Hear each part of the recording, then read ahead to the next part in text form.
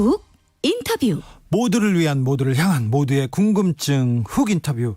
정부가 전세난을 잡겠다고 24번째 부동산 대책 내놨습니다. 2년 동안 11만 가구 이상 확보하겠다. 오피스텔, 빌라, 다세대 주택, 호텔 활용 가능한 모든 방안 강구하겠다. 전셋집으로 만들겠다. 이런 얘기를 하고 있습니다. 호텔을 활용한다는 방안에 대해서 언론은 좀 뜨겁게, 야당은 거세게 반발하고 있는데 어떤 내용인지 오늘 나온 대책 꼼꼼히 들여다보겠습니다. 한문도 연세대 금융부동산학과 교수 모셨습니다. 안녕하세요. 네, 안녕하세요. 오늘 서민 중산층 주거 안정 지원 방안이라는 그 큰 부동산 정책을 발표했습니다. 주요 내용 어떻게 됩니까?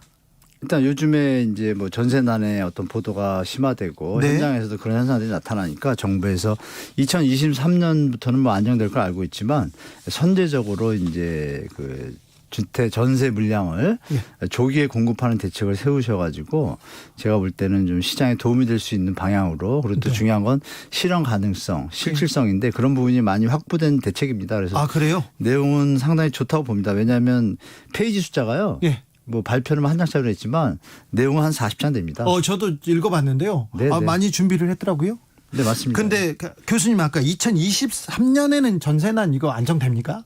네, 저는 그렇게 보고 있습니다. 일단 총량에서 2023년이 되기 전에 아마 이 대책이 잘 시장에서 소화가 되고 시장에서 어떤 변화의 어떤 좀 다른 대책들과 시너지가 나면은 매매 물량이 많이 늘어나고 있거든요. 아파트들이. 그런 부분들이 시장에서 소화되기 시작하면은 매매 전세 수요의 전환의 어떤 개념에서 제가 볼 때는 생각보다 좀 빨리 안정될 가능성도 높다고 봅니다. 전세난에 대응하기 위해서 전국에 11만 가구 이상 전세 위주 공공임대를 공급한다. 이게 전세 안정화를 위한 조금 효과가 있을까요?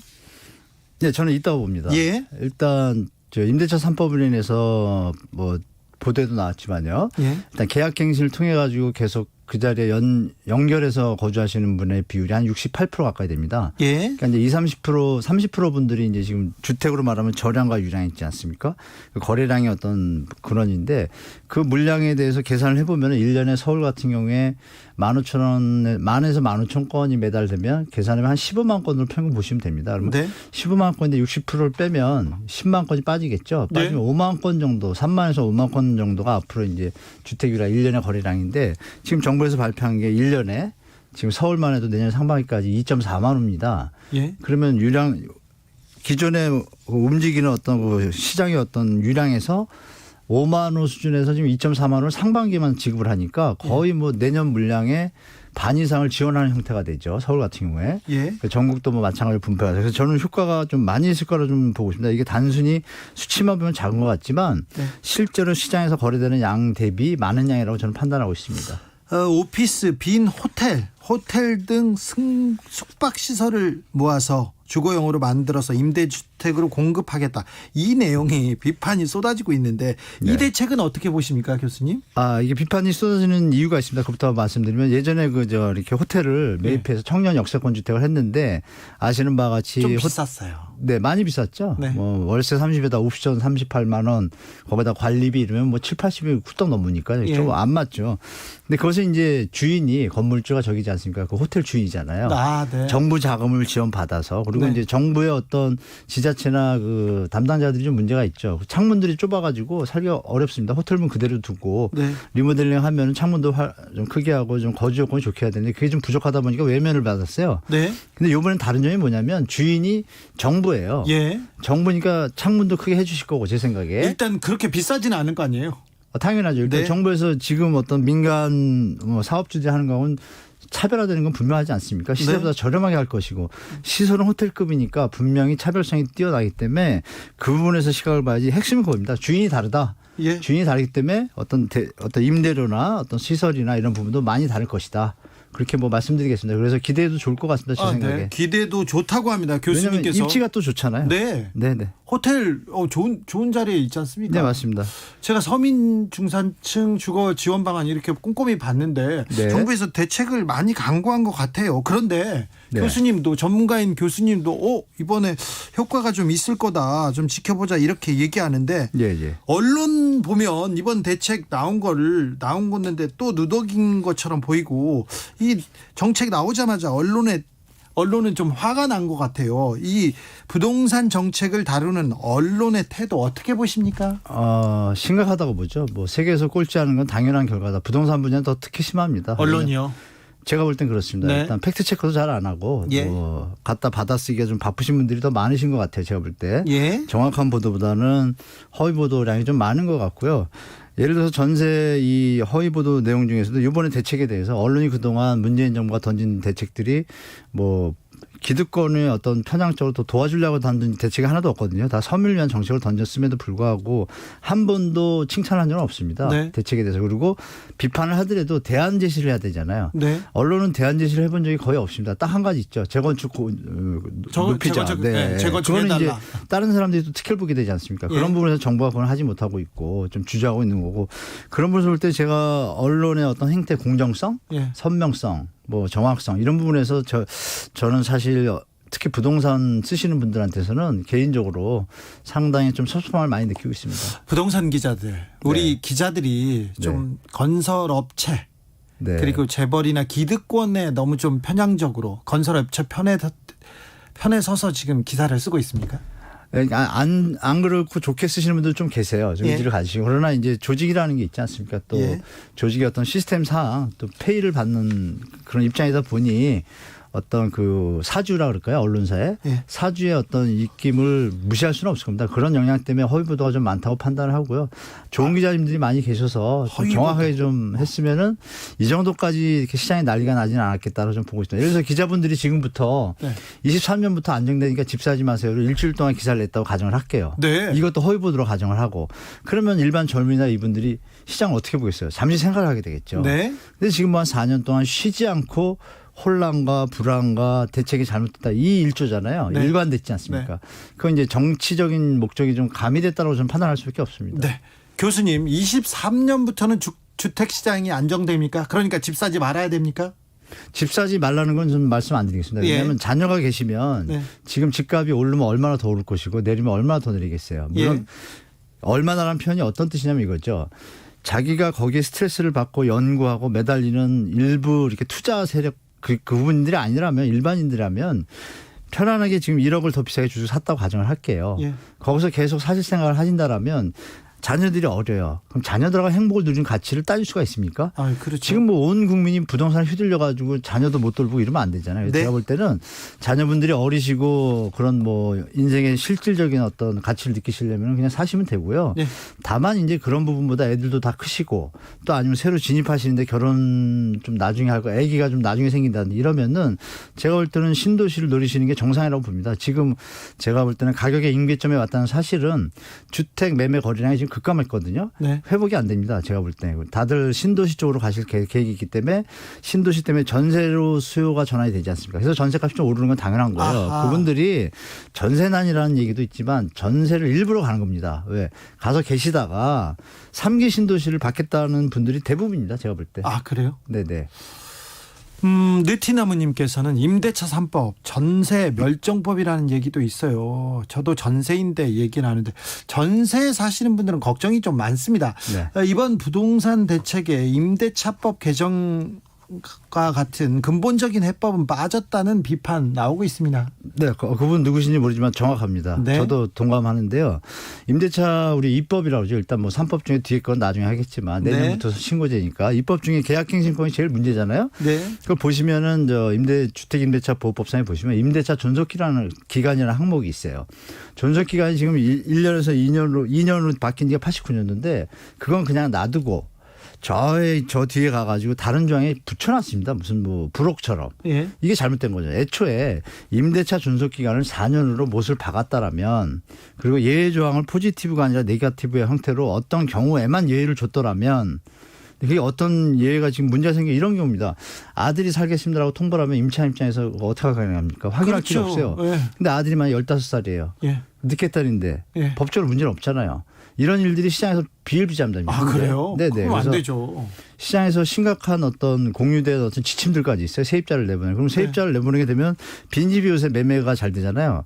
예. 지금 매매값을 받치려고 이런 어떤 담합이나 이런 행위들이 존재하고 있습니다. 그래서 그렇죠. 제가 볼 때는 그거 잡아야죠. 이런 부분을 정부에서 잡아야 되고 이번에 대책을 내실 때 전세차를 4년으로 그냥 다시 바꾸시면 이런 분란이 없습니다. 임대인하고 임차인하고 싸울 일도 없고 4년에 살라 그래도 자기가 때가 되면 나가잖아요. 알아서. 아, 그럼요. 그런 식으로 아들이 만약에 들어온다. 2년 뒤에 들어오면 무슨 별일이 있나요? 없습니다. 그래서 그런 부분을 제가 볼 때 처음부터 다시 한다 그러는데 처음부터 다시 원시해서 존속 기간을 그냥 4년으로 박아버리면 그분에 대한 이제 소유주분들의 재산 가치, 자본 가치 어떤 감소 부분에 대한 편익은 양도세 완화라든지 4년 뒤에 파실 때 또 뭐 종부세 완화라든지 이런 혜택을 준다라면 둘 다 두 마리 토끼도 잡을 수 있는 방안이 있는데 왜 그쪽을 연구 안 하시는지 좀 이해가 안 됩니다. 네, 그건 따끔한 지적 같습니다.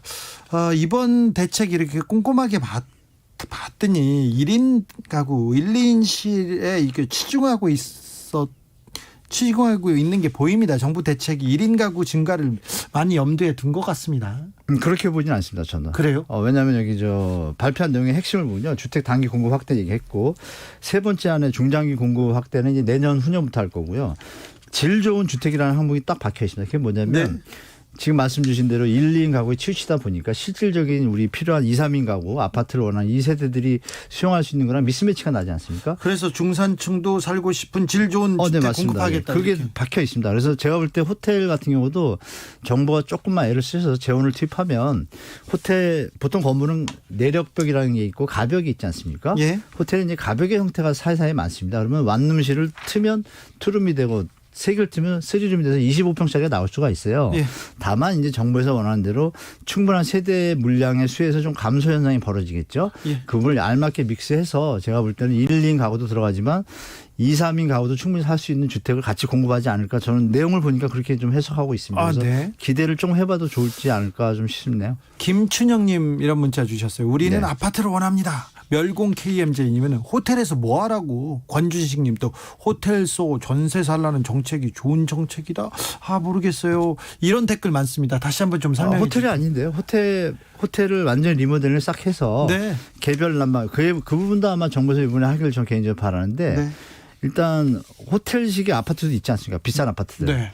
그거하고 이제 비슷하게 가려는 것 같아요. 제 생각인데. 그렇죠. 그러면 이제 바닥 난방도 들어가고 창문도 샤시를 크게 넓히고 아파트 형태로 하고 다만 호텔은 객실이 마주하다 보니까 통풍의 개념이 약간 약해요. 그럼 환기시설을 좀 추가해 주고 그런 부분들을 갖다가 좀 믹스해 가지고 다 같이 넣는다라면 기존의 뭐 역세권 청년주택 호텔로 해서 미스 실패한 작품 이런 거와는 좀 차별화된 작품이 나오지 않을까. 작품이라고 해서 좀 죄송하긴 하지만 정부가 지금 제가 30페이지 넘다 그랬잖아요. 네. 그 내용을 들여다보니까 고민한 흔적이 많이 있습니다. 그래서 개별 난방 형태로 가려고 하고 있고 그래서 예전과 좀 다른 형태로 나오지 않을까 좀 기대를 해도 되지 않을까 좀 보고 있습니다. 아파트 중심으로 전셋값 상승하고 있지 않습니까? 네, 예. 이 전셋값 상승이 또 매매가를 또 부추길까 이것도 걱정이 되고요. 그리고 이번 정부 대책에 아파트에 대한 공급 대책은 좀 빠진 것 같은데 좀 대안이 필요하지 않습니까? 대안은 이제 재건축 재개발 공공 재개발 지금 던졌잖아요. 네. 그래서 이제 12월 말이면 현장들 중에 일단 미스매치는 어쩔 수 없습니다. 예. 갑자기 집을 세울 수는 없지 않습니까? 네. 그건 감수하고 어떤 1, 2년 정도 감수할 생각하고 2년 정도를 계산하시면 공공 재개발 재건축과 그리고 정부에서 추진하는 그 신도시 정책에서 사전 분양 이런 것들이 이제 투입되게 되면 일단 심리적 안정이 좀 시장에 신호를 주게 되거든요. 그러다 보면 이제 매수 수요가 가수요가 줄게 되게 있습니다. 그러면 그런 현상이 경제는 심리다라는 얘기처럼 부동산도 심리가 많거든요. 더 크죠? 네, 맞습니다. 갑자기 어느 날 확 꺾입니다. 시장이. 그래서 그런 부분에 대해서 제가 볼 때는 지금 미스매치를 정부도 인정하고 계시고 시장도 다 알고 있고 이 미스매치를 이용해서 기존의 갭 투자부나 이런 분들이 이 혼란기와 과도기를 이용해서 집을 팔아야 되는 시점이에요. 제가 볼 때. 지금요? 네, 그런 것들을 감안해 보신다라면 진짜 꼭 필요하지 않다면 저는 개인적으로 조금 참고 기다리셨다가 약간 뭐 빌라 다세도 좋은 데 많거든요. 요새 엘리베이터 있고 막 깨끗한 네네. 데 많아요. 잠시 가셨다가 신도시의 어떤 물량이 확대가 되면서 분산이 되면은 서울시의 가격이 하방 압력이 일어나게 되고 시장 가격이 조정이 일어나지 않습니까? 네. 그때를 하시는 게 훨씬 자본적인 측면이나 심리적인 측면에서 좀 안정적이지 않을까 저는 뭐 그렇게 권해드리고 싶네요. 잠시 기다렸다. 시간을 좀. 여기서 더 올라가는 건 좀 미친 집값이 아닐까요? 제가 볼 때. 일단 매매가 17,000, 15,000건 하던 것이 예. 지금 2, 3,000대로 많이 다 내려왔습니다. 예. 그럼 거의 필수적인 그 매매 조건에는 요새 증여 많잖아요. 그러면 실수요자들이 지금 시장에서 지금 안 나타나고 있다는 얘기죠. 그리고 네.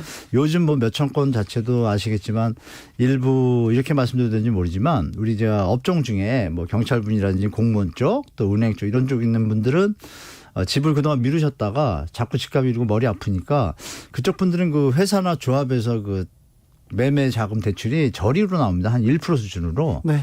그분들이 이번에 이제 시장에 다 많이 들어왔어요. 예. 근데 그분들 마치고 나면 요새 뭐 아시겠지만 40대, 30대 영끌 하다가 30대, 20대 영끌까지 나왔잖아요. 네. 자, 그럼 다음은 뭐 20대, 10대 영끌이 될까요? 아이고, 그럴 거의 리는 끝에 없죠. 왔다는 네. 느낌이 좀 드실 겁니다. 그래서 제가 볼 때는 더 좀 폭등하기에는 앞으로 물량이 이 부분을 좀 말씀드리겠네요. 노태우 정부 때 우리가 200만 원 공급돼요. 지방이 120만 원이고 서울 수도권이 80만 원 공급이 된 겁니다. 1기 신도시가. 네. 그때 매년 인구가 서울 수도권에 50에서 70만이 늘 때예요. 네. 매년 인구 네. 증가가요. 네. 그럼 10년이면은 뭐 거의 400만, 500만 늘지 않습니까? 지금은 그렇지 않잖아요. 지금 인구가 좀 멈췄잖아요. 네. 근데 그 와중에 지금 127만 원 계획을 세웠고 100만 원은 픽스고 27만 원은 공공재개발과 공공재건축이에요. 유동성은 좀 있죠. 그럼 100만 원은 확정적이잖아요. 네. 7년 동안. 네. 그럼 시장이 보이지 않습니까? 그 부분을 좀 체크하셔가지고 우리 시청자분들이 시장에 대응하시는 게 좀 도움이 되지 않을까 싶네요. 제 생각에. 한지윤님께서는 임대주택이 안 좋다는 의미부터 이런 이미지부터 없애야 됩니다. 이런 얘기하셨고요. 좋은 지적인 것 같습니다. 이종철님은 전세 사는 사람은 계속 전세 살라는 정부 지침 매목 가격은 어쩔 거예요 얘기했습니다. 김대수님 호텔을 거주용으로 바꾸는 것에 대해서 국민이 알지 못하다 보니까 거부감을 느끼는 것 같은데 막상 해놓고 보면 경쟁률이 높을 수도 저도 비슷하게 생각합니다. 교수님 이번이 네네. 정부의 24번째 부동산 대책입니다. 그동안 네. 부동산 정책이 제대로 효과를 봤다고 보기에는 좀 어렵습니다. 그래서 네, 어렵습니다. 이번 대책도 회의적으로 보시는 국민들 많습니다. 전반적으로 문재인 정부의 부동산 대책 어떻게 보십니까? 평가를 좀 해주십시오. 네, 취임 초반부터 시장에다 신호를 많이 줬습니다. 네. 정부가 원했던 건 시장 자정작용을 원해서 뭐 많이 들으신 핀셋 정책. 네. 근데 이제 이게 풍선 효과로 인해 가지고 잘못된 결과가 나온 겁니다. 잘못됐죠, 그거는. 정책을 선하게 했지만 결과가 네. 안 좋기 때문에 이것은 뭐 정부에서 인정을 해야 됩니다. 네. 근데 그 원인이 경제 성장률 2.0이라는 수치에 우리 경제부 쪽 경제 관료들이 문재인 2019년이죠. 그때 2.0입니다. 경제 성장률 달성이. 네. 그 수치를 맞추고 싶어 가지고 제가 보지는 않았지만 네. 경제 성장률을 유지해야 좀 모양이 난다라는 이런 잘못된 어떤 의식을 가지고 재경부 그쪽에 관료들은 치우다 계속 그 보니까 얘기합니다. 지금 다 던진 대책들을 그때 던졌으라면 이미 잡혔을 텐데 네. 이제 차근차근 시장 자정작용을 기대했지만 아시는 바와 같이 많은 허위 보도와 시장의 어떤 투자 세력의 흔들림에 대해서 이제 어떻게 보면은 선하게 결과를 못 낸 거죠. 그래서 다행인 것은 그나마 이래라도 이제 정리가 됐고 공급 계획까지 더 완료가 됐기 때문에 이제 이 미스매치인 2, 3년 기간에 그 기간만 넘어간다라면 제가 볼 때는 시장은 당연히 상승 요인이 거의 없기 때문에 하방 압력으로 인해서 좀 안정화되는 시기가 좀 점점 좀 다가오고 있다라고 저는 보고 있습니다. 네. 지금까지 한문도 교수님이었습니다. 감사합니다. 네, 감사합니다.